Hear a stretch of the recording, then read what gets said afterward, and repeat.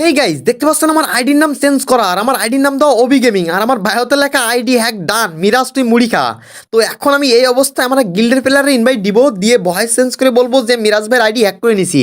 তারপর তার রিয়াকশন কেমন থাকে আপনারাও দেখেন একবার। তো এখন দেখি যে গিল্ডে কে কে অ্যাক্টিভ আছে। তো এখানে গিল্ড অপশনে ক্লিক করতে করতে দেখলাম যে সবাই গ্রুপে আছে, প্লেইং আছে। তো এখানে দেখছি নাইম অনলাইন আছে, আর আমি জানি যে নাইম আমার অনেক ভালোবাসে।